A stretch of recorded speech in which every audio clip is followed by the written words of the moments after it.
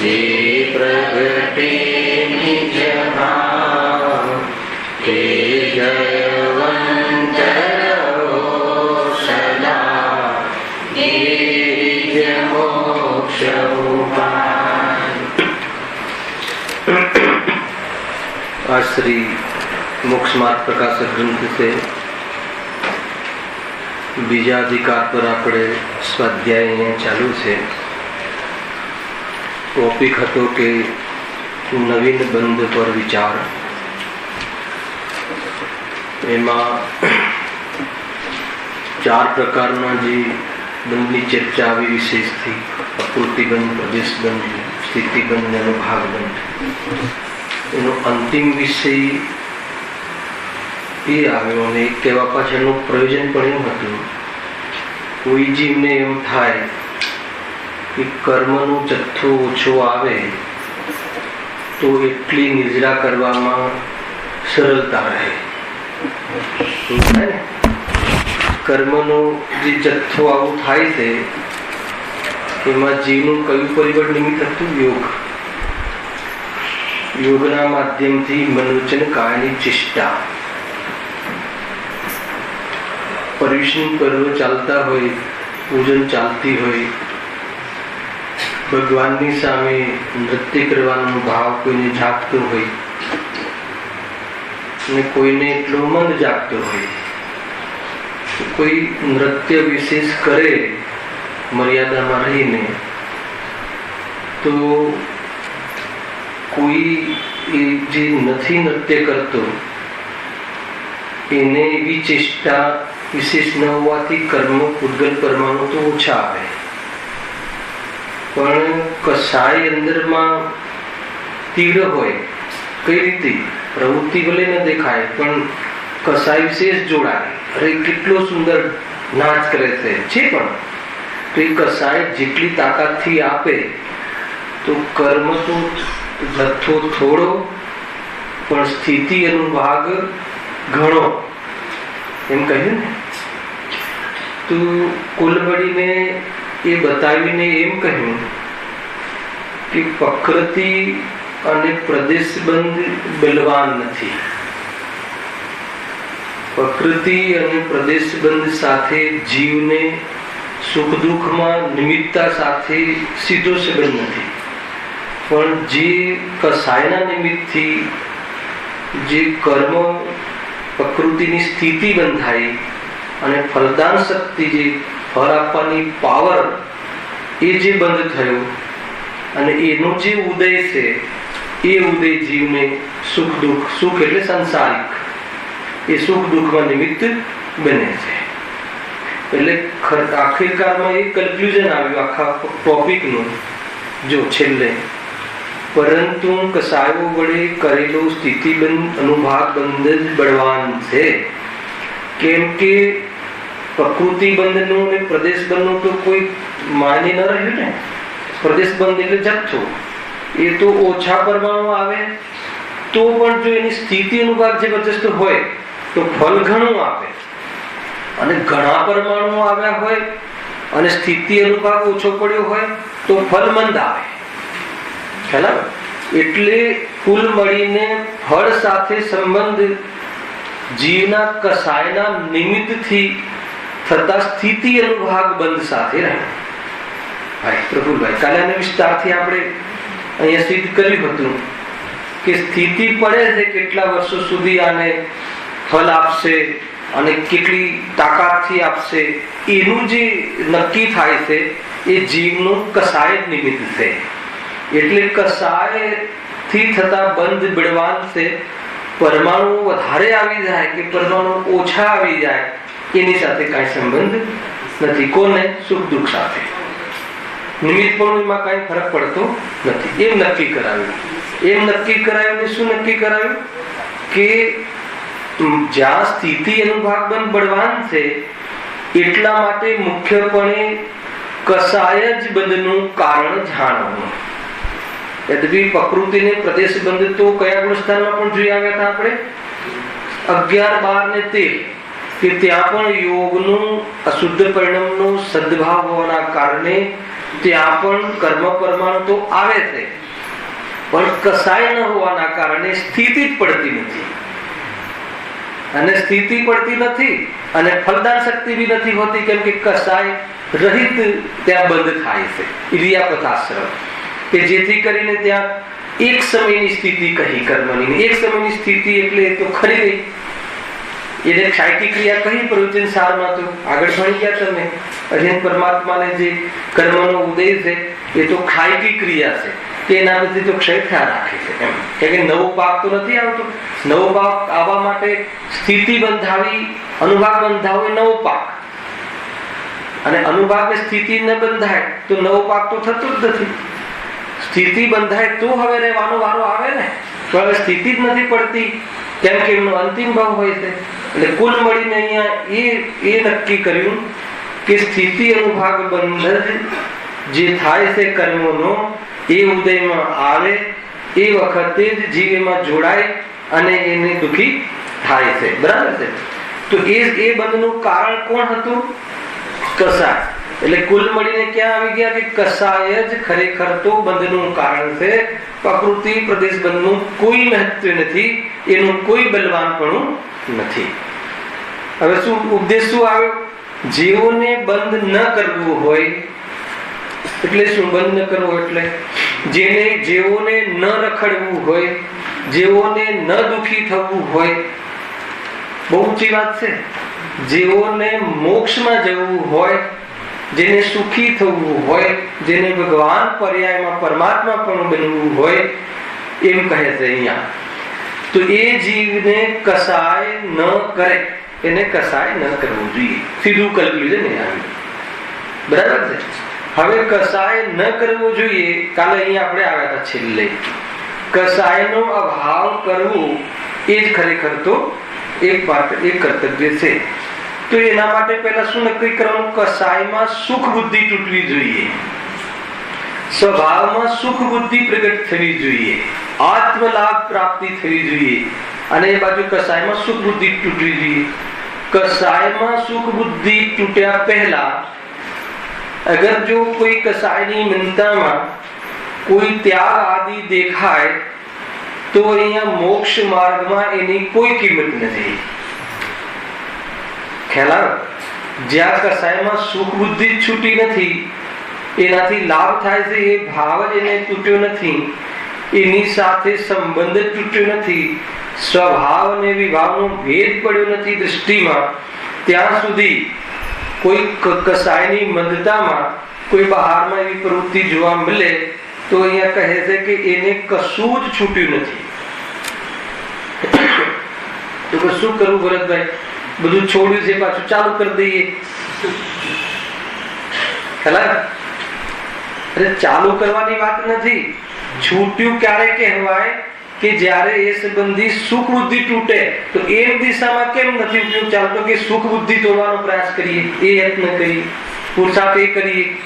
ગુરુદેવને રાગનો રાગ કહે છે, આસક્તિની આસક્તિ કહે છે, મિથ્યાત્વ કહે છે.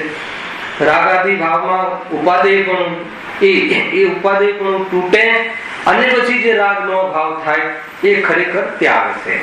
એના પહેલા જે ત્યાગ હોય છે એ વાસ્તવિક ત્યાગ નથી. એ કસાયની મિનતામાં સદાચાર જીવન કહે છે. એટલે એને વાત કરી. એટલા માટે બીજી અમે કાલે ઠોસ વાત કહી હતી કે જીવને બંધ કર્મબંધ ન કરવો હોય. કર્મબંધ રોગનું નિદાન કહ્યું ને. અને કર્મબંધના પછીના ઉદયથી કેવી જાતિની જીવ સાથે હે ને બધી પરિસ્થિતિઓ બને છે, તો એનાથી બચવું હોય તો એક જ ઉપાય છે. અહીંયા એ આપણને એક જ ઉપાય, ત્રણ કાળમાં એક હોય પરમાર્થનો પંથ. ખ્યાલ આવ્યો કે નહીં? અલગ અલગ ના હોય એમ. પંચમ કાળમાં અલગ ને, ચતુર્થ કાળમાં અલગ ને, ભરત ક્ષેત્રમાં અલગ ને, હે ને મુમુક્ષુનું અલગ ને બીજે અલગ, એવું કશું ના. એક જ જગ્યાએ એક જ વસ્તુ, એક જ. કઈ? કસાયનો ત્યાગ કરો, કસાયનો અભાવ થવો. કસાય કોને કહે છે? આગળ આવ્યું ને, મિથ્યાત્વ અર્થાત મોહ રાગ દ્વેષ બધાનું એક સામાન્ય નામ કસાય છે. કેટલી લિંક છે પહેલી લીટી ને છેલ્લી લીટી. પંડિતજીની જે શૈલી છે કે કસાય એટલે મિથ્યાત્વ અને એનો તૂટવાનો ક્રમ છે. પેલા મિથ્યાત્વ જાય છે અને પછી રાગ તૂટે છે. પેલા મિથ્યાત્વ તૂટે છે, પછી અશુભ ભાવ જાય છે, પછી શુભ ભાવ જાય છે. આ ક્રમ છે, જવાનો પણ એક ક્રમ છે. પેલા સીધું મિથ્યાત્વ નો ભાવ થાય, ભ્રાંતિ તૂટે, સાચું દર્શન કરે અને પછી અશુભ ભાવનો ત્યાગ થાય છે, પાપ ભાવનો, અને પછી શુભ ભાવનો ત્યાગ થાય છે છેલ્લે. એમ કરીને સર્વ કસાયોથી રહિત થવું એ જ માત્ર અબંધનું કારણ છે. અને એવું અબંધ થવાનું આશ્રયભૂત કારણ આપણો સ્વભાવ છે. આપણા સ્વભાવમાં રાગનો સદાકાળ અભાવ વર્તે છે એમ પ્રતીતિ કરે તો આગળ વધાય છે. એ રીતે છે.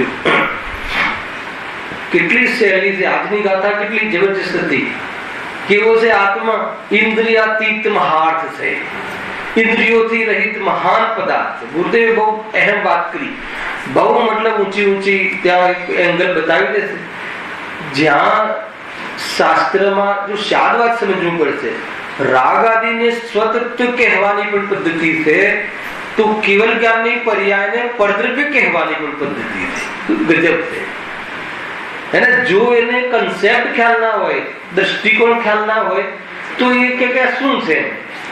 એક બાજુ રાગ આદિને સ્વતત્વ કહે અને એક બાજુ એ જ ગુરુદેવ કેવલ જ્ઞાનની પર્યાયને પરદ્રવ્ય કહે. જેવી રીતે શરીર આદિ પરદ્રવ્ય છે એ રીતે પ્રદેશથી ભિન્ન પરદ્રવ્ય નહીં, પણ જેવી રીતે પરદ્રવ્યમાંથી મારું સુખ નથી આવતું એવી રીતે પર્યાયમાંથી નવી પર્યાય નથી આવતી. આખું કેટલું વિશ્લેષણ, પરફેક્શન એકદમ ગજબ છે. કેવલ જ્ઞાનની પર્યાય પણ પર છે. इंद्रियना विषयों, इंद्रिय ज्ञान, पराया ज्ञान वहां पर की ये पण पर છે. કેમ? ઇન્દ્રિય તો પર છે, ઇન્દ્રિયથી જાણવામાં આવતા પદાર્થો એ પણ પર છે, પણ ઇન્દ્રિય જ્ઞાન કેમ પર છે? કેમ કે ઇન્દ્રિયના માધ્યમથી ઉદ્ગલનું જ્ઞાન થાય છે, આત્માનું જ્ઞાન નથી થતું. આંખથી આત્મા નથી દેખાતું, આંખના માધ્યમથી શું દેખાય છે? વર્ણ દેખાય છે, વર્ણનું બોધ થાય છે. એટલે જ્યાં આત્માને આત્માનું પ્રયોજન ન થતું હોય તો એ આત્મા માટે શું કાર્યકારી છે? ઘણું બધું છે એમાં. ખંડ થઈને જાણે છે, રોકાઈને જાણે છે, ઈચ્છા સહિત જાણે છે. જાણવાનો એવો સ્વભાવ નથી. અને એ જ હવે જો બીજે નહીં, એ જે ચક્ષુઆદિ માધ્યમથી જાણે છે, પર પદાર્થ સંબંધી જે બોધ થાય છે એ જ જ્ઞાન, બીજું જ્ઞાન નહીં. જે મોહના કારણે પર પદાર્થોમાં હું છું, મારું છે એમ કરીને જે જ્ઞાન પ્રવર્તતું હતું એ જ જ્ઞાન. આગમના માધ્યમથી, યુક્તિના અવલંબનથી વેદ જ્ઞાન કરીને ખરેખર જોવામાં આવે તો એ જ જ્ઞાન જ્ઞાયકનું છે. એમ જો એને ખ્યાલ આવી જાય કે તો એ જ્ઞાન કેવું છે? સ્વધર્મ અવિભાગ રૂપ છે. ગેવોમાં ફેરબદલી થાય છે, પરંતુ જ્ઞાન ગેવનું થઈ જતું નથી. ખ્યાલ આવ્યો? જ્ઞાન જળને જાણે પણ જ્ઞાન જળ થઈ જતું નથી. એટલા માટે એક રૂપ છે, ધ્રુવ છે. અને જે ધ્રુવ છે એ શુદ્ધ છે, અને એવું શુદ્ધ ઉપલબ્ધ કરવા યોગ્ય છે. આ ગાથાથી તમારે સમયસારની એક હતી બહુ સરસ સ્તુતિના આધાર પર કહી છે તે બહુ જબરજસ્ત આ છે. તો કુલ મળીને ત્યાં જ આપણને શોધવાનું છે. જ્યાં બીમારી છે ને એની વચ્ચે નિરોગતા છે. બસ એ જ્ઞાનમાં એવી સૂક્ષ્મતા છે કે ત્યાં એ નિરોગતાને જોઈ લે. જેવી નિરોગતાને જોયું તો એની સાથે સુખનો અવિનાભાવી સંબંધ. રોગ જેટલા કાલ રહેવાનો એટલો રહે, પણ હવે મને નિરોગતાના દર્શન થઈ ગયા છે. એટલે આ રીતે આ જે પ્રોસેસ છે. બહુ ઊંચી ગાથા છે. 192 ને 193 પછી આગળ 193 માં અધ્રુવ લક્ષ્મી અને અધિકાર બતાવશે તો બધા અધ્રુવ છે, આ ધ્રુવ છે. હવે ધ્રુવ છે ને અધ્રુવ છે એ તો નય દ્વારા જ્ઞાન કર્યું પછી એમાં શ્રદ્ધા ના જોડાય, એમાં વિશ્વાસ ન આવે તો જ્ઞાનનો વિષય થઈને રહી જાય છે. આ થયું આપણી સાથે અત્યાર સુધી. જ્ઞાન તો કરી નાખ્યું બધું બરાબર છે, આ ધ્રુવ છે, આ ધ્રુવ છે, પણ એવો વિશ્વાસ છે, એવી પ્રતીતિ છે, એવી પ્રતીતિ આવે તો એ જ્ઞાનનો લાભ થયો, આત્મલાભ. જોડે આપણું જોડજો ને તો અધૂરું રહી જશે. જ્ઞાન સુધી આવી ગયું. એક પ્રોફેસર કોઈ બી કેવી રીતે આખું ઓપરેશન થાય એ બધું જાણે ને એના નિમિત્તે 1000 ડોક્ટરો બની જાય, પણ એ પ્રોફેસર ઓપરેશન ના કરી શકે, ચર્યામાં ન આવે. ખાલી જ્ઞાન ને જ્ઞાન સાથે શ્રદ્ધાન અને શ્રદ્ધાન સાથે પછી ચર્યા, ત્યારે તેને આખું પેકેજ મોક્ષ માર્ગનું પૂરું થાય. એના પહેલા નથી. ખ્યાલ આપણે જ્ઞાનનો વિષય તો બનાવી દઈએ છે, પછી કેમ કઈ થતું નથી? કાલ આવ્યું ને પુરુષાર્થનું. આ થઈ તમારી આ ગાથા પ્રવચન સામે. જો અહીંયા આપણે નક્કી શું કરાવ્યું કે એકમાત્ર જ્યારે 4 પ્રકારના બંધનનું વિશ્લેષણ કર્યું, બંધમાં અનુભાગ બંધ મુખ્ય છે, સ્થિતિ અનુભાગ, એ જે કસાયનું નિમિત્ત પામીને કર્મમાં એવી જાતિની શક્તિ પેદા થાય છે અને એ ઉદયમાં આવે છે કે જે આપણી કસાયના માધ્યમથી આ પરાક્રમ થઈ શકે. એટલા માટે જો આ પ્રકારના પરાક્રમોથી બચવું હોય, આ બધા આક્રમણથી બચવું હોય તો કસાય છોડી દે, બસ. એ સિવાય બીજું કોઈ ઉપાય છે જ નહીં. નમકાર મંત્રના જાપ કરો કે વિધાન કરાવો કે શિબિર લગાવડાવો કે પ્રતિમાઓ બિરાજમાન કરાવડાવો, એ કોઈ આમાં કોઈ ઉપાય છે જ નહીં.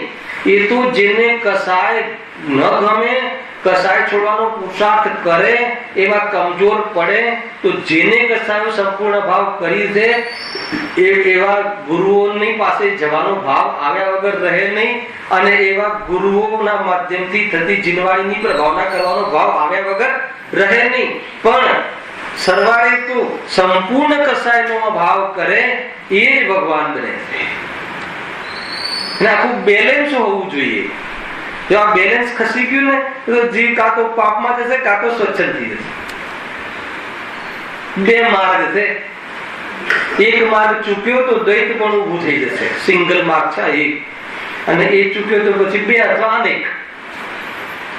તો એ રીતે છે. જો હવે ટોપિક આગળ, હવે એને જ અનુલક્ષીને જ્ઞાનહીન જડ પરમાણુનું અથાયોગ્ય પ્રકૃતિરૂપ પરિણામ ટોપિક. હવે આમાં શું કહેવું છે? બહુ સારો વિષય છે, આના કનેક્ટેડ છે. આગળ જે આવ્યું ને કે ભાઈ સિદ્ધાંતના આધારે જે પ્રકારે આપણે યોગના માધ્યમથી પરમાણુઓ આવે એની 8 પ્રકૃતિમાં શું થઈ જાય છે? વિભાજિત થઈ જાય છે. તો ફરીથી એ વાતને ઓર વિશ્લેષણ કરતા એક ટોપિક મૂક્યો કે જ્ઞાનહીન જડ પરમાણુ કે નામાં તો જ્ઞાન નથી, તો એને કેવી રીતે ખબર પડતી હશે કે મારે જ્ઞાનાવરણીય કર્મમાં જોડાવું કે મારે આમાં જોડાવું? ખ્યાલ આવે ને પ્રશ્ન કે જ્યારે જડ પરમાણુમાં તો જ્ઞાન છે નહીં, તો એને પુણ્ય પ્રકૃતિ રૂપ પરમાણુઓને કેવી રીતે ખબર પડતી હશે કે આ જીવે પુણ્ય ભાવ કર્યો છે એટલે મારે એને પુણ્ય પ્રકૃતિમાં મળવું જોઈએ, મારે એને આ જીવે આવો ભાવ કર્યો છે તો એને જ્ઞાનાવરણીય જ્ઞાનમાં આવરણ આવે એમાં જઈને મળવું જોઈએ, તો એને કઈ રીતે ખબર પડે? એ અહીંયા કહે છે એ પરિણામ કઈ રીતે થાય? બહુ સરસ પ્રશ્ન છે. જો પૂતગલ પરમાણુઓ તો જળ છે, બરાબર, તેમને કઈ જ્ઞાન નથી, તો તેઓ અથાયોગ્ય પ્રકૃતિ રૂપ થઈ કેવી રીતે પરિણમે છે? કેવો પ્રશ્ન મૂક્યો છે? ખ્યાલ આવે જ આપતો કેવી રીતે પરિણમે છે એમ. એટલે અહીંયા આ જીવને એવો પ્રશ્ન થયો કે પરિણમન કરવા માટે જ્ઞાનની જરૂરત છે. જરૂરત છે પરિણમન થવા માટે? અરે જ્ઞાન માટે જ્ઞાન ગુણનું પરિણમન જરૂરી છે, પણ અન્ય ગુણોને પરિણમન થવા માટે જ્ઞાનની શું જરૂરી છે? જે કોઈ પદાર્થો છે એની પાસે જે કોઈ શક્તિ છે એને એ રીતે પરિણમન રૂપ થવા માટે જ્ઞાનની શું જરૂર છે? હવાને આ દિશાથી આ દિશામાં વહેવા માટે, ફરકવા માટે, અથવા પાણીના પ્રવાહને અહીંયાથી અહીંયા પ્રવાહ ફરક જવા માટે એનું પરિણમન છે. તો એ પરિણમન થવા માટે એને જ્ઞાનની શું જરૂર છે? ખ્યાલ? અરે એનામાં પણ દ્રવ્યત્વ નામની શક્તિ છે એટલે પરિણમન થાય છે. અને આ જે પૂતગલ પદાર્થ પરમાણુને સફેદ કલરનું પરિણમન થવું, એમાં એને અહીંયા સફેદ થવું, અને પછી ધીરે ધીરે ઓફ વ્હાઇટ થવું એ પરિણામ થઈ જાય છે ને, તો એના માટે એને જ્ઞાનની જરૂરત છે કે નહીં? અરે એનામાં એ સ્પર્શ રસ ગંધ વર્ણ ગુણ છે અને એ પ્રમાણે તે ભાવે પરિણમવું એનો પુરુષાર્થ છે અને એ જ વાસ્તવમાં પરિણમન એ રીતે થાય છે એના સ્વકાલમાં. એવા જ્ઞાનની શું જરૂર છે? તો અહીંયા આ પ્રશ્નમાં એવું છે પ્રશ્નકારને કે નહીં, પરિણમનમાં કંઈક જાણતું હોય ને, જાણવું તો જોઈએ ને કે આ ભાઈ બહુ પાપ કર્યા છે, તો હવે હું એની પાપ પ્રકૃતિમાં જઈને અને એને આની સ્થિતિ વધારું અને આ ફળ વધારે મળે એવું કરું, એવું જ્ઞાન જોઈએ કે ના જોઈએ? ભરતભાઈ, માનો કે આપણે જબરજસ્ત ખોટો ભાવ કરીએ અને કર્મ આવીને પછી મારી પાપ પ્રકૃતિમાં કે આને એવી સ્થિતિનો બંધ કરી દઉં કે 1000 વર્ષ તો એ ભોગવે, એ એવી જાતિની સ્થિતિને અનુકૂળ થવાનું એ પ્રમાણે પરિણમવું, એને કઈ રીતે ખબર પડતી હશે? ખ્યાલ આવે છે? એ પ્રશ્ન છે અહીંયા. હવે બહુ સરસ જવાબ આપે છે. જો હા, જો જેમ ભૂખ લાગતા ખ્યાલ મુખ દ્વાર વડે બહુ ઊંચું આમ ચરણાનું પડે છે, ભૂખ લાગતા ભોજન કરવું, ભૂખ લાગ્યા વગર ભોજન ન કરવું. પચેની જનરલી છે ને, ભૂખ લાગ્યા વગર ભોજન કરવા વાળા જીવ વધારે છે. ભૂખના કારણે મરવા કરતા ખ્યાલ પેટ ભરીને મરવા વાળા જીવો વધારે, ખાઈને મરવા વાળા જીવો વધારે હશે ભૂખ્યા પેટે મરવા કરતા. યદ્યપી મરણ શું છે બધું આપણે જાણીએ છીએ, છતાં પણ તમે જોઈ લેજો, ખાવાનું જ્યાં વધારે હોય ને ત્યાં બધું મરણ આ થયું ને તે થયું ને એ થયું એવું. એટલે અહીંયા જો શું કહે છે, જેમ ભૂખ લાગતા, ભૂખ લાગી એટલે મુખ દ્વાર વડે ગ્રહણ કરેલા ભોજનરૂપ પૂદગલ પિંડ, જે ખોરાક એટલે ખોરાક, આ અહીંયાની ભાષા છે શાસ્ત્રીય. ખોરાક લઈએ ને, જે પણ ખાતા હોય એ ખોરાક, એના દ્વારા માંસ, શુક્ર અને રુધિર આદિ ધાતુરૂપ પરિણમે છે. બરાબર? એ જે ખોરાક આવે એનું એ મોઢા દ્વારા ખોરાક આવે તો એનું માંસરૂપ, આ જે માંસ છે, આ માંસ એકેન્દ્રિય પછીના જેટલા જીવોના શરીર છે એ બધા માંસરૂપ છે. અને એકેન્દ્ર જીવનું જે શરીર છે માંસરૂપ નથી હોતું. જે ઘઉં છે એ બધા એકેન્દ્ર જીવ છે, એનું શરીર માંસરૂપ નથી હોતું. એમાંથી જીવ નીકળી જાય પછી એમાં જીવો એ શરીરમાં માંસની ઉત્પત્તિ, જીવોની ઉત્પત્તિ નથી થતી. પણ આપણામાં તો આ માંસનો ટુકડો આમ પડ્યો હોય તો એમાં જીવોની ઉત્પત્તિ થાય. ખ્યાલ આવે છે? ઘઉંના જીવનું જે શરીર છે એ માંસ નથી. ખ્યાલ આવે? 90 દિવસનું એ જીવનું આયુ હોય છે ઘઉંના દાણામાં તો ઘઉંના છોડમાં. 90 દિવસ પછી એનું આયુ સમાપ્ત થઈ જાય છે. પછી એ ઘઉંનું જે છે ને એ પ્રમાણે એનો પાક લેવામાં આવે. ખરેખર આ વિધિ છે. પછી કોઈ જીવને લીલા ઘઉં ખાવાનું મન થાય વાત જુદી છે, એને શું કહેવાય? પોખ કહેવાય. ખબર? ખ્યાલ આવે છે કે નહીં નીતિનભાઈ? બરાબર છે કે નહીં? ખેતર આપણું હોય તો પછી આમ પોખ ખાઈ ને કાપીને, ખરેખર તો સૂકા ઘઉંનું એટલે દોષ નથી, કેમ કે 90 દિવસ જ છે એનું આયુષ્ય એ જીવનું. 90 દિવસ પછી એમાં જીવ નીકળી જ જાય અને પછી જયારે પછી એની ફસલ લેવામાં આવે. ખરેખર આખી વિધિ આ રીતે છે. હવે તો બહુ બધું આવી ગયું, પહેલા કાપી લો ને પછી એની વિધિ કરો ને બધું ઘણું બધું, છતાં પણ ક્રમબદ્ધ પર્યાના અંતર્ગત છે, આગળ પાછળ કાંઈ નથી. ખ્યાલ આવે કે નહીં? ક્રમબદ્ધ પર્યાને ખંડન કરીને કોઈ વસ્તુ નથી. એ રીતે એ તો આપણી અપેક્ષા એ પહેલા પછી છે. જો શું કહે છે? ભોજનનું પૂદગલ પિંડ માંસ, શુક્ર અને રુધિર આદિ ધાતુરૂપ પરિણમે છે. આ શું થયું? આ કયો બંધ થયો? ખોરાકનું આવવું એ કયો બંધ થયો? ભૂખ લાગતા યોગ દ્વાર અર્થાત મુખ દ્વાર નું ખોરાકનું આવવું થયું. કેટલી જબરદસ્ત મતલબ કે સ્વતંત્રતા છે, આવવું થયું. બરાબર છે? એ કયો પ્રદેશ બંધ થયો. પછી એનું માંસ, શુક્ર, ધાતુ આદિ, રુધિર આદિ.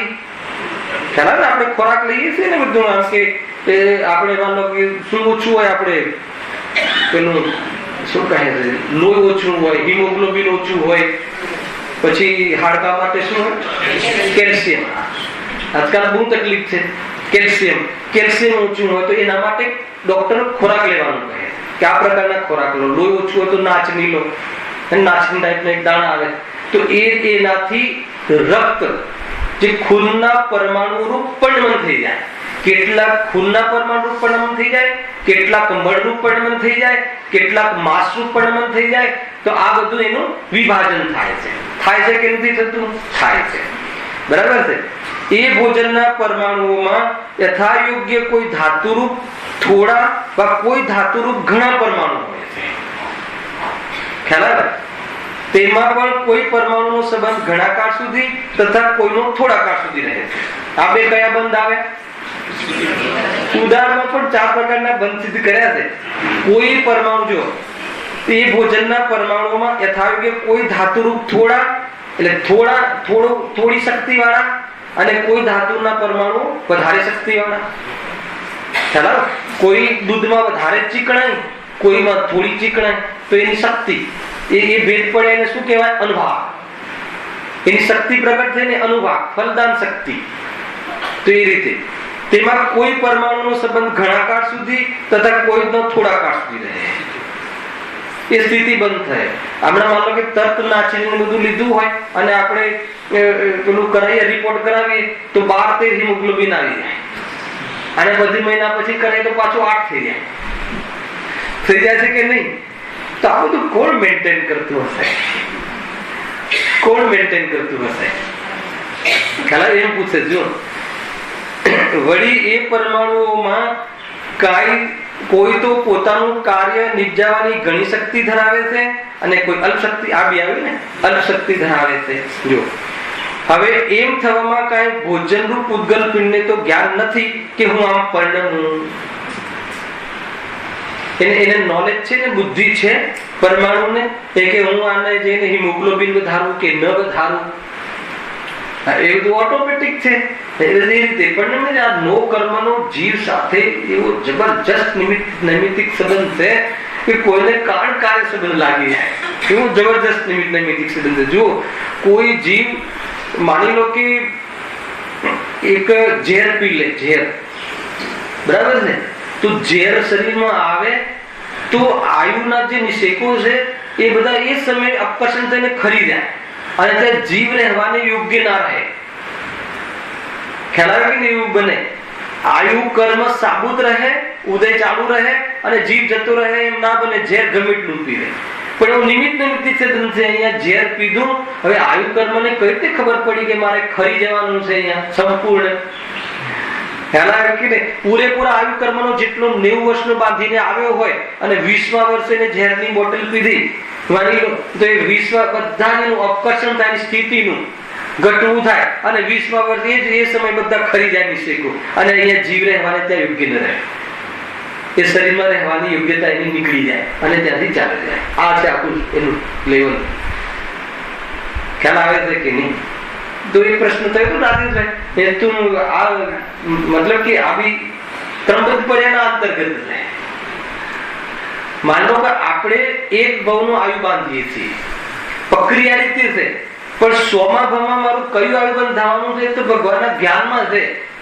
100મા ભાવનું આયુ 99મા ભાવમાં બાંધીશ, પણ ભગવાનના જ્ઞાનમાં તો છે ને કે 99ના ભાવમાં આનું આયુ બંધાશે અને 100નું બાંધશે અને 70 જ હશે. એ બધું એનું જ્ઞાને તો ક્રમમાં જ છે, એ રીતે થવાનું છે. ખ્યાલ આવે છે કે નહીં? એટલે કોઈ ક્રમબદ્ધ પર્યાયની ખંડન કરીને વાત નથી. ઘણું ગે સ્વભાવ, જ્ઞાન સ્વભાવ ને બુકો વાંચો, એમાં ગુરુદેવ તો જબરજસ્ત. એને કોઈ ભાઈએ કહ્યું એમને કે ગુરુદેવ તમે કહો છો ક્રમબદ્ધ પર્યાય, પણ માનો કે ગાડી અહીંયાથી અમદાવાદ નીકળી, નિર્ધારિત સમયમાં નીકળી અને નિર્ધારિત સમયમાં પહોંચવાની છે અને વચ્ચેથી એને ખરાબ થઈ ગઈ અને અટકી ગઈ તો ક્રમબદ્ધ પર્યાયનું ખંડન થયું કે ન થયું? ગુરુદેવ કહે કે આખી ગાડી ઉલટી ચાલે ને તો બી ક્રમબદ્ધ પર્યાય ખંડિત થતી નથી. મતલબ અમદાવાદની ગાડી કલકત્તા બાજુ ચાલવા લાગે તો બી ક્રમબદ્ધ પર્યાયના અંતર્ગત છે. કેટલું અંદરમાં બલ, એ તો એ બધું એના અંતર્ગત જ છે. ઘણી વાર એવું બને આપણે દિલ્હીથી નીકળતા હોઈએ ને તો દિલ્હીથી બોમ્બે આવવાનું હોય તો ઘણી વખત બીજી જ ગાડી, બીજી ઉલટી ગાડી બેસી જઈએ તો કાલબદ્ધી ફરી ગઈ, ક્રમબદ્ધ ફરી ગઈ. તમારા હિસાબથી ન થયું એટલે કાલબદ્ધી ફરી જાય છે એવું નથી. કાલબદ્ધી તો એ જ હતી. નિર્ણય કરી એનો વિશ્વાસમાં અનંત જો પુરુષાર્થ લાગે છે, એનો વિશ્વાસ આવી જાય તો ઘરવાળાએ ઉતાવળ કરાવી હતી એટલે આમ થયું, ઓલા ભાઈએ ઉલટું બતાવ્યું એટલે આમ થયું હતું, ગવર્મેન્ટને ખબર નથી પડતી, એનાઉન્સ કરવું જોઈએ, આજે આકુલતા થતી હતી એ મટી જાય, આકુલતા મટાડવી એ તો આપણો ધર્મ છે. ખ્યાલ આવે કે નહીં? મોહ મટે તો જ બધું કામ થાય, નહીં તો કશું ના થાય.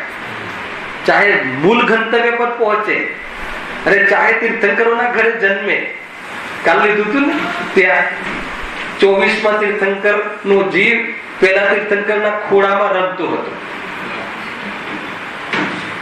મારીજનો જીવ આદિનાથ ભગવાનના ખોળામાં એમના ગ્રસ્તદશામાં એટલી નિકટતા નિમિત્તની કઈ કઈ કમી હતી. ભગવાન જે બનવાના છે બધાને ખબર હતી, દુનિયાને સ્વયંને ખબર હતી, 3 જ્ઞાનના ધારી માના પેટથી કે આ હવે મારી મુક્તિ છે. તો પણ શું થયું મારીજના જીવને?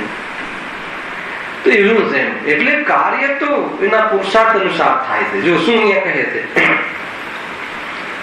તો નિમિત્ત નિમિત્તિક ભાવ ને હું આમ પરિણામ ગજબ છે. આ નિમિત્ત નિમિત્તિક, માન લો કે આપણે ઊંઘની ગોળી ખાધી અને આપણે ઊંઘ આવી ગઈ, ગજબ છે. તો ઊંઘની ગોળીનું આવવું થયું, દર્શનાવર્ણીય કર્મનો તીવ્ર ઉદય આપવો, અને આ બાજુ જીવનું જ્ઞાનનું સામાન્ય અવલોકન પણ ન કરી શકે એવું બિડાઈ દેવું, એક સાથે. તો આપણને શું લાગે કે નહીં, આ ઊંઘની ગોળીથી થઈ. તો એ નિમિત્ત નૈમિત્તિક સંબંધો કેટલા છે, જેટલું બી વિશ્વમાં દેખાય છે એ બહારમાં નિમિત્ત નૈમિત્તિક સંબંધો એટલા એવા. યદ્યપિ શરીર તો નો કર્મ છે, જીવને આ શરીર સાથે તો નાવા નીચવાનો સંબંધ નથી ભાઈ, અત્યંત ભાવ છે, બંને જુદા છે.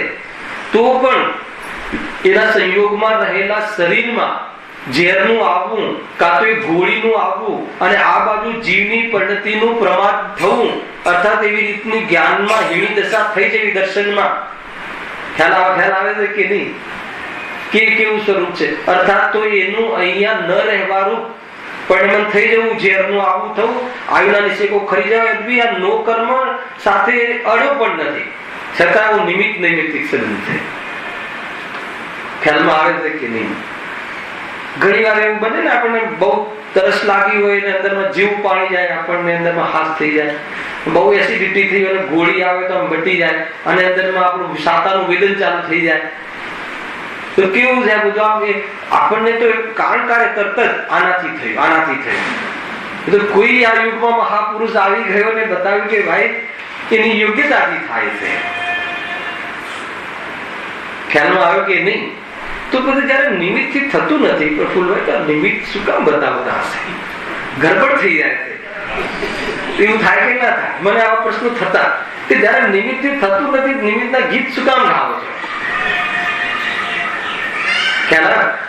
તો કહે કે ત્યાં બહારમાં એની ઉપસ્થિતિ હોય છે ને, જયારે એવું કાર્ય થાય ત્યારે. માન લો કે જબ્બો સીવડાવવો હોય તો દર્દી પાસે જ જવાય, આંખની બીમારી હોય તો હાર્ટના ડોક્ટર પાસે ના જાય, આંખના ડોક્ટર પાસે જાય. છતાં આંખના ડોક્ટર પાસે જવા છતાં આંખનો રોગ મટી જ જશે ડોક્ટર થી, એવું ક્યાં બને છે? જો એ મટાડી શકતો હોય પણ જવાનું ત્યાં જ બનશે, મટશે ત્યારે યોગમાં આ જ હશે. પરંતુ કાર્ય તો પોતાની ઉપાદાન યોગ્યતાથી થાય છે. ગજબનો આ ચાલ છે ભાઈ, સમજવા જેવું છે. નિમિત્ત નૈમિત્તિક શું છે? આખિરકાર જ્યારે કોઈ દ્રવ્ય કાર્ય કરે ત્યારે બીજા દ્રવ્યમાં એવું કાર્ય થવું કે એવું ભાષિત થાય કે આના કારણે થયું. અર્થાત એના પર આરોપ આવે કે આના કારણે થયું, આરોપ આવે, એનું નામ નૈમિત્તિક ભાવ. શાસ્ત્રીય ભાષાથી અલગ સાદી ભાષામાં તમને કહું છું, જ્યારે કોઈ પદાર્થમાં કાર્ય થાય ત્યારે સામે બીજા પદાર્થમાં એવું કાર્ય થવું કે આ કાર્ય થવામાં એનો આરોપ આવે. મારું પડી જવાનું રૂપ કાર્ય થાય ત્યારે કોઈ મને બીજા કાર્યમાં ધક્કા, બીજા પદાર્થમાં ધક્કો મારવાનું કાર્ય થાય કે આને કર્યું એવો આરોપ આવે. ખરેખર તો કાર્ય સારાથી થઈ શકે એની યોગ્યતા. ગજબ છે. ઉપાદાનની ભાષા બધી જગ્યાએ એક જ લાગે, નિમિત્તની ભાષામાં અંતર પડી જાય. અને દુનિયામાં ટોટલ જેટલી વ્યવસ્થા દેખાય છે ને એ નિમિત્ત નૈમિત્તિક વ્યવસ્થા છે. અને લોક ભાષા પણ નિમિત્ત નૈમિત્તિક ચાલે. ખ્યાલ આવે ને? માની લો કે એક ગ્લાસ છે, કાલે પરદેશી મલાડમાં લીધું હતું કે એક ગ્લાસ છે, એ ગ્લાસ ફૂટી ગયો, અહીંયા રાખી બારીમાં ફૂટી ગયું. કેમ ફૂટી ગયું? શું જવાબ છે? કે ભાઈ એની તત્સમયની યોગ્યતા, એ પરમાણુ કાચનો ફૂટવાની શક્તિ હતી અને એનો સ્વકાલ હતો, ઉપાદાનગત યોગ્યતા, એ તૂટ્યો. કઈ રીતે તૂટ્યો? હવે નિમિત્તની ઓરથી તો કોઈ એક એવો તોફાની છોકરો આવ્યો હતો, એ અહીંયા ક્રિકેટ રમતો હતો એટલે તૂટ્યો, અર્થાત તો બારી ખુલ્લી રહી ગઈ હતી, હવા જોરમાં આવી એટલે તૂટ્યો. નિમિત્તની ઓરથી તૂટ્યો. એનું પણ એક પ્રયોજન છે, પરંતુ ખરેખર ઉપાદાનની ઓરથી બધી જગ્યાએ એક જ જવાબ આવશે. કોઈ એક્સિડન્ટ થયો એક બસને, હવે એમાં કોકનો પગ તૂટ્યો, કોકના દાંત તૂટ્યા, કોકનો હાથ તૂટ્યો, તો શું કહેશો? કેમ તૂટ્યો? એવી તત્સમયની યોગ્યતા, એની એવી યોગ્યતા. આના દાંત કેમ તૂટ્યા? એની એવી યોગ્યતા. પછી એનું ઓર વિશ્લેષણ કરીએ કે આ એવી રીતે બેઠો હતો કે સીટની સામે મોઢું હતું એટલે આમ થયું ને તેમ થયું ને. નિમિત્તની ઓરથી, અને દુનિયામાં નિમિત્તની ઓરથી કથન ચાલે છે. લોક વ્યવહારમાં નિમિત્તની ઓરથી પ્રશ્ન પૂછવામાં આવે છે. ખ્યાલ આવે? કેવી રીતે આવે ભરતભાઈ તમે અહીંયા આજે સ્વાધ્યાયમાં કેવી રીતે આવે?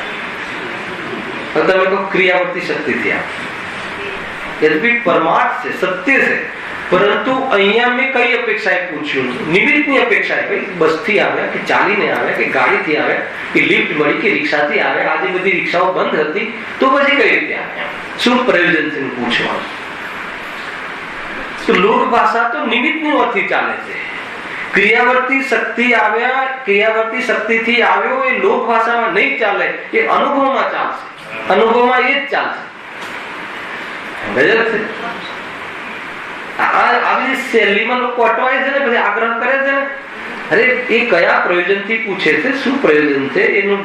નિમિત્તની ઓરથી એ પૂછી રહ્યો છે. કોઈ પ્રયોજન વિશેષ છે કે ભાઈ આજે સંયોગમાં આજે બાર રિક્ષાઓ છે નહીં, તમે રોજ રિક્ષાના માધ્યમથી આવો છો, અને આજે તો પછી કયું માધ્યમ હતું હવે એ જાણવાની જિજ્ઞાસા છે.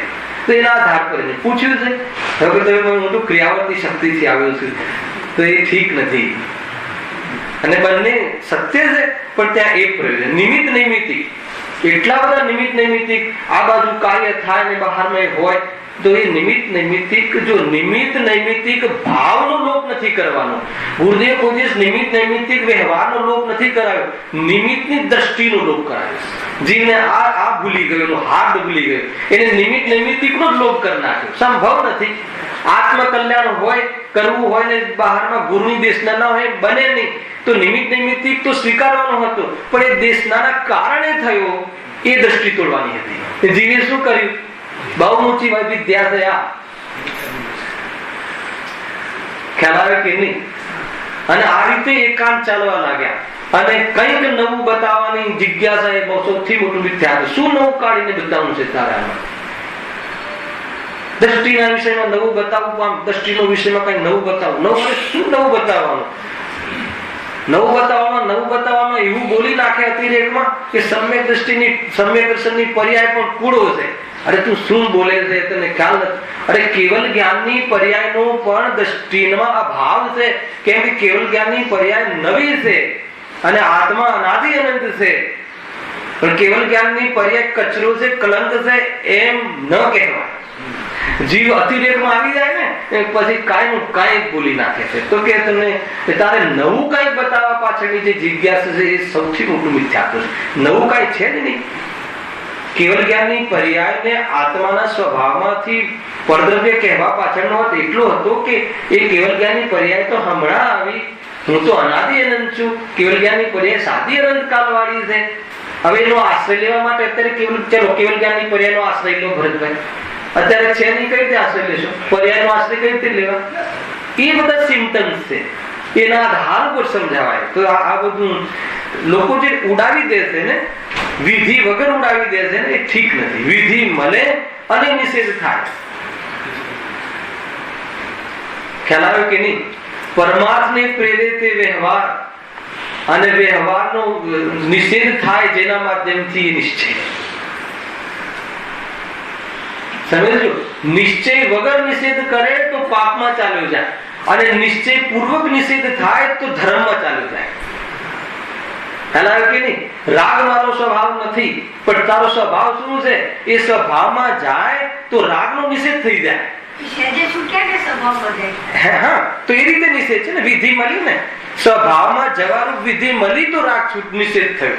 અર્થાત તો સ્વભાવની અપેક્ષા વ્યવહાર અભૂતાર્થ છે, વ્યવહારની અપેક્ષા વ્યવહાર ભૂતાર્થ છે. આ બધી ઘણી ગાથાઓ આવી. કોઈ ભૂલ કરે છે ને, નિમિત્ત નૈમિત્તિક બહુ દોષ આવી જાય છે. ગુરુદેવને જે કહ્યું એ આશય જીવ સમજતો નથી, એના આશય ન સમજ્યો, ગુરુદેવનું નામ લઈને કહે કે એમને નિમિત્ત, અરે નિમિત્તને ઉડાયા નથી. ગુરુદેવ તો કે નિમિત્તના 100%, એકલું નિમિત્તના 100% નહીં, ઉપાદાનના પણ 100%. અહીંયા એવું નથી કે બે મળીને કાર્ય થાય. ઉપાદાનમાં છે, નિમિત્તમાં છે. નિમિત્ત પરદ્રવ્ય છે, વિશ્વનો એક વસ્તુ છે, એને કેવી રીતે ઉડાવી દેવાય? હા, એ મારામાં કઈ હસ્તક્ષેપ કરે એ ભાવને મેં ઉડાવી દઈએ છે. એવું છે જ સ્વભાવમાં નથી કે પરદ્રવ્ય મારામાં ઘૂસે ને કઈ કરે. હું સ્વયં નિમિત્તના અવલંબન લઉં એવી મારી દશા થાય છે. એ કઈ રીતે? નિમિત્તના માધ્યમથી. એટલે ગુરુ સમજાવે પણ સમજુ હું. ખ્યાલ? ગુરુ સમજાવે પણ સમજુ તો હું જ. હું ન સમજુ તો ગુરુ સમજાવે એ વાતમાં દમ નથી. ખ્યાલ આવે કે નહીં? પાસ થઈએ તો ગુરુને કહીએ કે તમારો ઘણો ઉપકાર.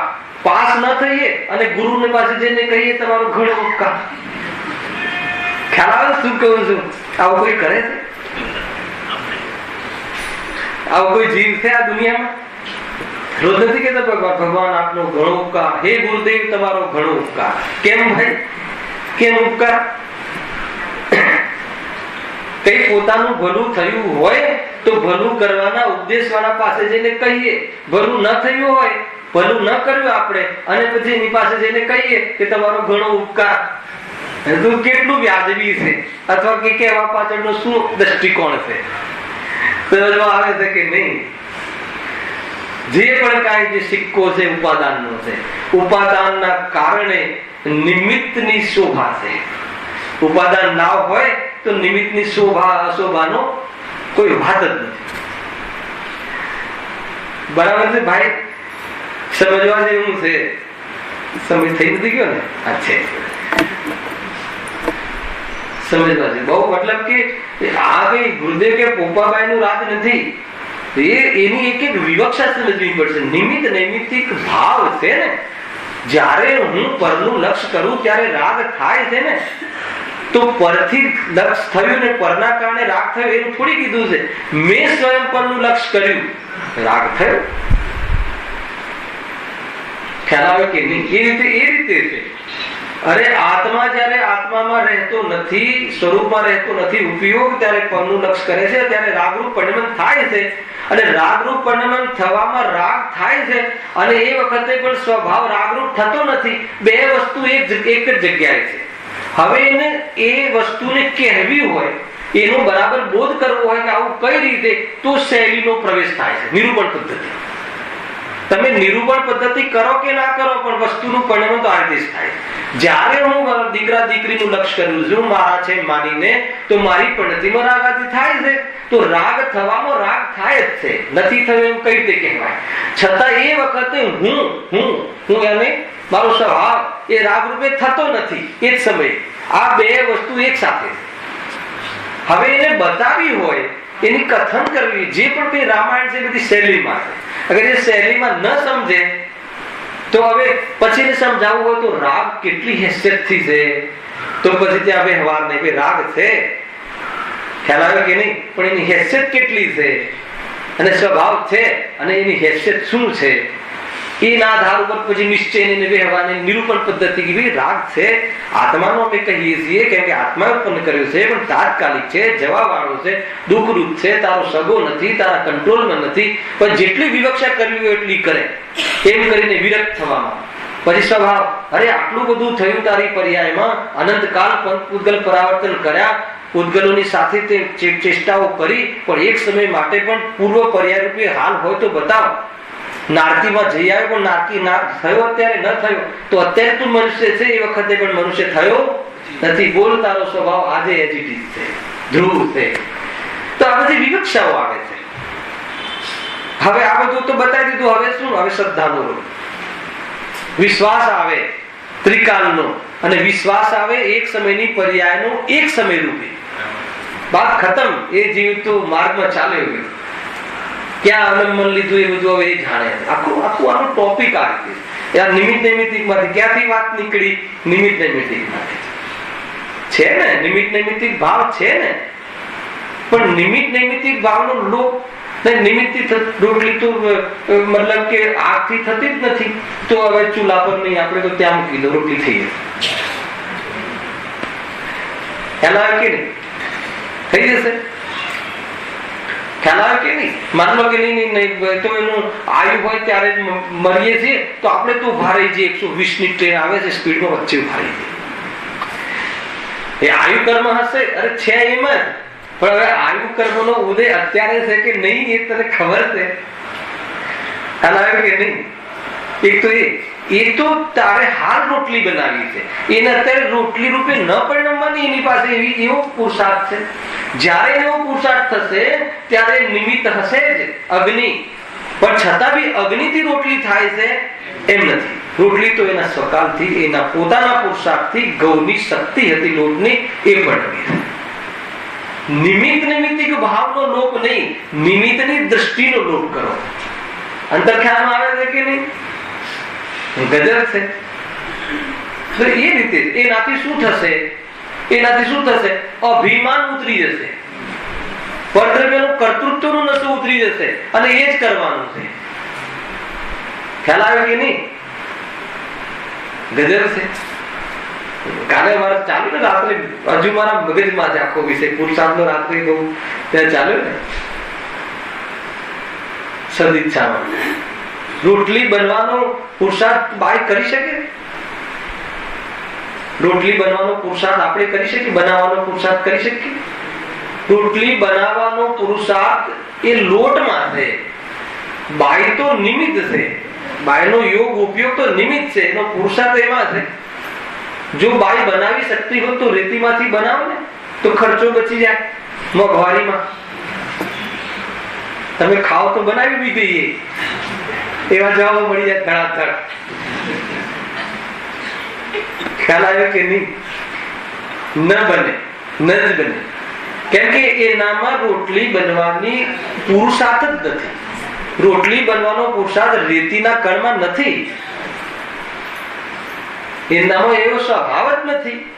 કેટલી બધી વસ્તુ નિમિત્ત નૈમિત્તિક, આ બધા જે ચેપ્ટર છે ને ચંદ્રકાંતભાઈ, બહુ ઊંચા છે. બહુ સમય થઈ ગયો ત્યાં રામજીભાઈ ને બધા લેતા. આપણે તો સાંભળ્યું છે કે ગુરુદેવ તો પ્રવચન જમાવટ થતી અને બહાર આજુબાજુ સિદ્ધાંતો ચલાવતા. રામજીભાઈ ને ખીમચંદભાઈ મેં તો જોયા પણ નથી ભાઈ. તમે તો બધા એમની સાથે 30-40 વર્ષ રહી ચુક્યા છે. એટલે સિદ્ધાંતો ચાલવા જોઈએ. એને ગાથાઓને ચલાવવાનું ગૌણ કરો. ગાથાઓ તો ગુરુદેવ ચલાવી જ રહ્યા છે. આ સિદ્ધાંતો ફરીથી બહુ સ્પષ્ટીકરણ થવું જોઈએ નવી પેઢીને. આપણે પણ એ સંબંધી કઈ ખોટી માન્યતાઓ ઘૂસી ગઈ હોય તો ક્લેરિટી થાય. શબ્દ તો સમાન લાગે. નિમિત્ત નૈમિત્તિક ભાવ, તો નિમિત્ત નૈમિત્તિક ભાવ તો કબૂલ કરે છે ને, એનો લોપ કરીને કોઈ વાત નથી. એમાં નિમિત્તની દ્રષ્ટિ ન થઈ જાય એટલે આ જ્ઞાન કરાવવામાં આવે છે.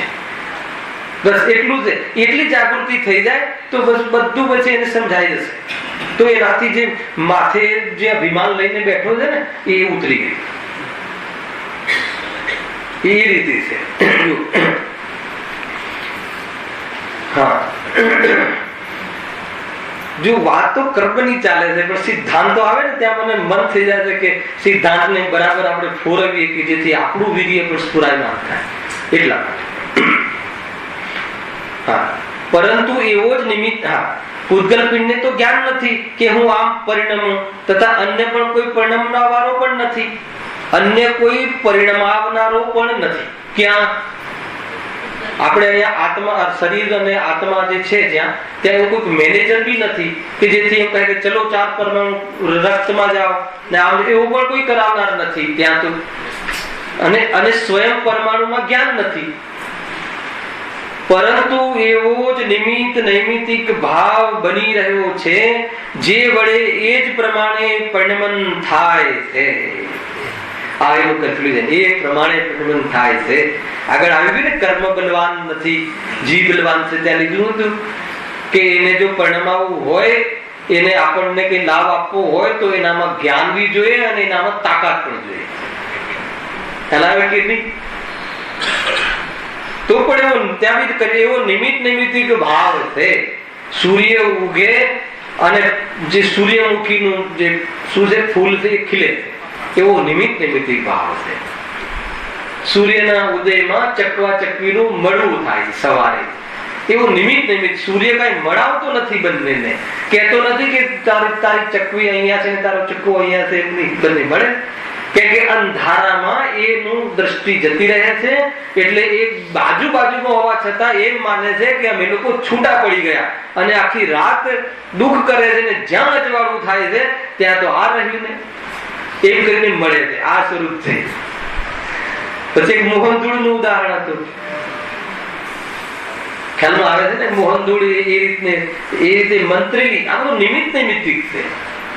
એ મંત્ર લાગુ પડે, જેને પાપ નો ઉદય હોય એને, ના હોય તો ન પડે, પણ નિમિત્તે એ મંત્રેલી ધૂળ. ખ્યાલ આવે કે આપણે ત્યાં બી રુદ્ધિધારી મુદ્રાજ હોય છે ને. બહુ પહેલા મેં એક વાર સાંભળ્યું હતું કે સમ્યક દૃષ્ટિ જ્યાંથી પસાર થાય ને ત્યાં પરમાણુઓ પણ ફરી જાય, પણ ખરેખર સમ્યક દૃષ્ટિ નથી લેવું ત્યાં, માત્ર રુદ્ધિધારી મુનિરાજ. રુદ્ધિધારી મુનિરાજ હોય ને એ અત્યારે પંચમકાળમાં ક્યાં દેખાય? રુદ્ધિધારી મુનિરાજ હોય તો એનું મલમૂત્ર ને સ્પર્શીને હવા આવે અને આપણને હવા અડે તો આપણો રોગ ઘટી જાય. એક દ્રવ્ય બીજા દ્રવ્યને અડતું નથી, કેવી રીતે મટી જાય? તો કે નિમિત્ત નૈમિતિક. આ બાજુ તારે રોગને મળવાની યોગ્યતા મટવાની, અને આ બાજુ આ રીતે થવાની. ચેપી રોગ શું છે? ચેપી રોગ આપણે તો બધાને ઉલટી વૃદ્ધિ, આપણને અડીને કોઈ હવા જાય તો ઓલાને રોગ થઈ જાય. થઈ જાય કે ના? આપણે ખાંસી વાસી ખાતા હોઈએ ને અહીંયાથી હવા જાય તો, અને કહીએ છું તું આ રૂમાલ રાખ, તું આમ રાખ. હવે એક દ્રવ્ય બીજા દ્રવ્યનું નથી કરતું, મેચ થવું જોઈએ ને બંને વાત. સિદ્ધાંતનું ખંડન ના થવું જોઈએ કે આ નિમિત્ત નૈમિતિક ભાવની વાત ચાલે છે. અને કેમ નથી થતું? એક દ્રવ્ય બીજા દ્રવ્યનું એવી સિદ્ધિ થાય છે કે 4 જણમાંથી 1 જણને થાય છે ને 3 જણને ન થાય. એનો અર્થ એ થઈ ગયો કે 1 જણની યોગ્યતા હતી અને બહારમાં નિમિત્ત મળી. ખ્યાલ આવે છે કે નહીં? કેટલું ત્યાં ને ત્યાં સમાધાન છે. એટલે બહારમાં એવી જાતિની કાળજી લોકો લેતા હોય છે, પરંતુ એ તો થવા યોગ્ય થાય છે. વસ્તુ તો એમ છે, થવા યોગ્ય થાય છે એમ કરીને નપુસંગતા નથી. થવા યોગ્ય થાય છે એમ કહીને તું આરોપ આપવાનો છોડી દે. બીજાના પર બ્લેમ આપવામાં જે આકુરતા છે ને મનમાં, એ આકુરતાથી બચી જાય. મેં કુલ મળીને આપણે તો આકુરતાથી બચવું છે. આવા જે જૈન સિદ્ધાંત છે એવા સિદ્ધાંતને જો સમજીએ તો અંદરની પરિણતિમાં સિદ્ધ થઈ જવાય, અર્થાત તો શાંતિને પ્રાપ્ત સ્વરૂપ આવું સમજાય એવું છે. જોવાની દૃષ્ટિ બદલવાની વાત છે. દ્રષ્ટિની દિશા બદલાઈ જાય તો દશા બદલાઈ જાય, એ રીતે છે. હા,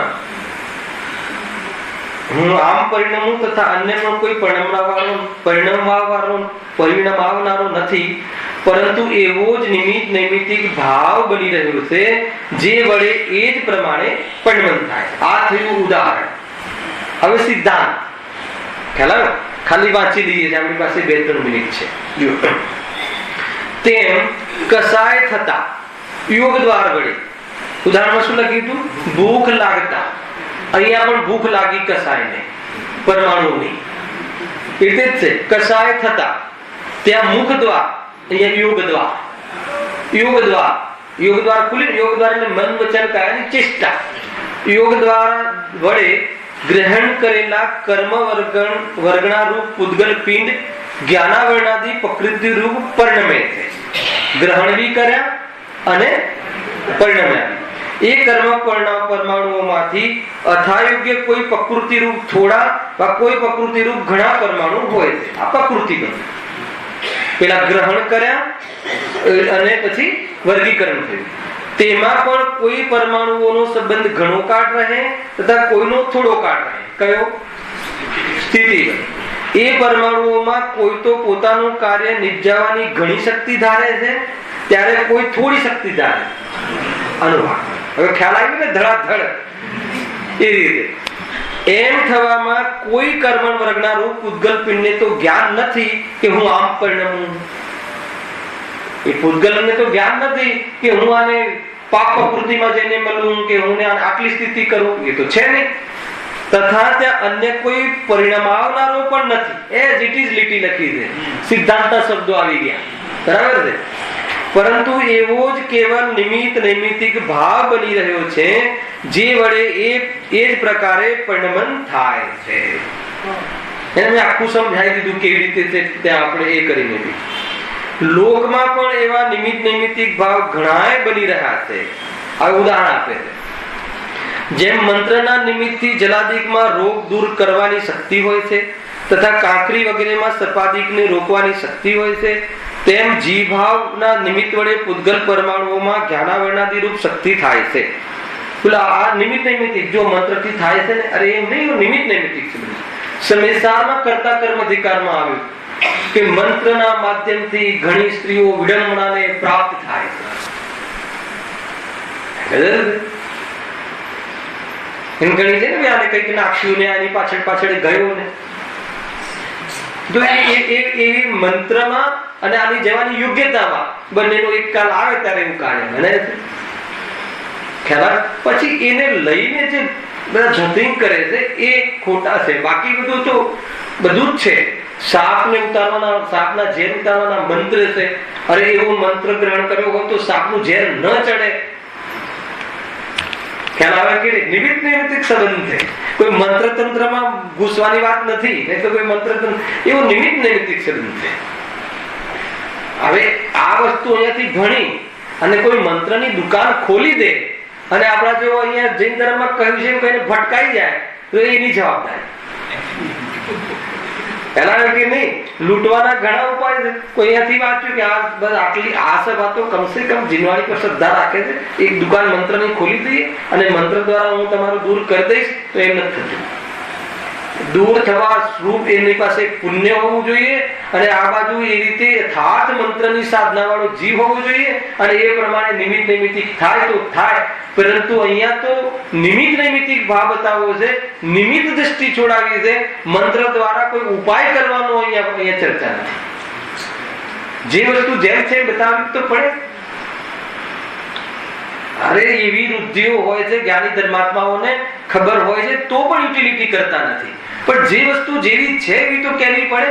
તીર્થંકર પરમાત્માનો જીવનો જન્મ થાય છે, પછી કેવલ જ્ઞાન થાય છે તો કેવલ જ્ઞાન કૃત અતિશય થાય છે ને, સમોષણ આદિ થાય છે દૂર દૂર સુધી. તો અને એ વખતે એ જનરલ ના હોય એવા પણ ફૂલ ઝાડ ઉગી જાય છે. હવે નિમિત્ત નૈમિતિક છે કે નહીં? ખ્યાલ છે કે નહીં? સર્વશરણમાં હજારો ગૌ સુધી, હજારો યોજન સુધી ઝાડ પર એ સિઝનના ના હોય એના પર બી ફૂલ ને બધું આવી જાય છે, ફળ આવી જાય છે. તો આ શું છે? કેવલ જ્ઞાનથી થયું કે નિમિત્ત નૈમિતિક. આ બાજુ પુણ્યની પ્રકૃતિના પરમાણુ ને આ બાજુની યોગ્યતા નિમિત્ત નૈમિતિક. તો જે રીતે છે એ રીતે પણ એને એનાથી થયું એમ નથી. હવે નિમિત્ત નૈમિતિક ભાવનું સ્વરૂપ ના સમજે ને તો જીવ 100% નિમિત્તથી થાય છે જ માની લે અને મંત્ર તંત્રમાં ઘૂસી જાય. ઉદાહરણ પણ એવા આપ્યા. તો એ રીતે નથી. એ તો મંત્ર તંત્રની વાત એ છે કે આ રીતે નિમિત્ત નૈમિતિક ભાવ છે એનું એ રીતે થવાનું પરિણમન યોગ્યતા હોય ને આ બાજુ મળે. દોરા ધાગામાં ઘૂસી નહીં દેતા. ખ્યાલ આવે? એ રીતે છે. જો હા, તથા કાંકરી વગેરેના સર્પાદિને રોકવાની શક્તિ હોય છે, તેમ જીવ ભાવના નિમિત્ત વડે પૂતગલ પરમાણુઓમાં જ્ઞાનાવરણાદી રૂપ શક્તિ થાય છે. તેમ જીવ ભાવના નિમિત્ત વડે પૂતગલ પરમાણુઓમાં જ્ઞાનાવરણાદી રૂપ શક્તિ થાય છે. જીવનો ભાવ આ બાજુ થાય એ રીતે ખોટો ભાવ અને જ્ઞાનમાં આવરણ કરવાની શક્તિ પેદા થાય એવી જાતનું પરમાણુમાં કાર્ય થાય છે. એવો નૈમિતિક ભાવ છે. તો એ રીતે સમજવું. બાકી ચર્ચા નહીં. સહજાનંદી